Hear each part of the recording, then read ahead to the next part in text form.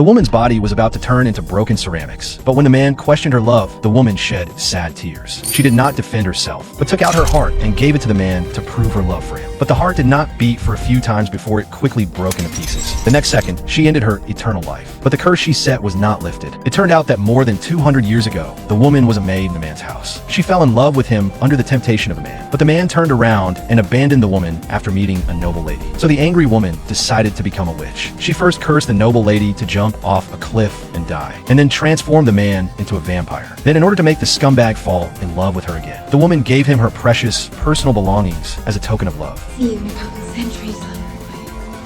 After saying goodbye to the man, the woman slowly closed the coffin. Then she locked the coffin with an iron chain and buried the man deep underground. But 200 years later, real estate developers developed this land, and workers accidentally dug up the coffin. They cut the iron chain with pliers, and a lot of white smoke suddenly came out of the coffin. The man was released because of this. He wanted to find the woman for revenge. The woman also learned the news that he was unsealed. But the woman who had already become the richest woman in the town still loved the man. So she put on a beautiful red dress and tried to make the man fall in love with her. But when the man saw a girl who looked like the noble lady, he fell in love with the noble lady again. He was even willing to give up revenge and only asked the woman to remove the vampire curse from him so that he could be with the noble lady. This broke the woman's heart, and she decided to bury the man underground again. So the two started fighting, but physical attacks were useless for the woman who became a witch. The woman even used witchcraft to revive the statue and locked the man tightly. However, just when the woman was proud of this, a little boy suddenly appeared. He was the man's descendant. Faced with the woman's constant approach, the little boy was not afraid at all. Instead, he summoned the ghost of his mother. With a scream from the ghost, the woman was blown away and hit the chandelier hard. The woman with a damaged soul was about to die at this moment. Faced with the woman who had been obsessed with him for 200 years, the man finally felt a little reluctant and said his final goodbye to her.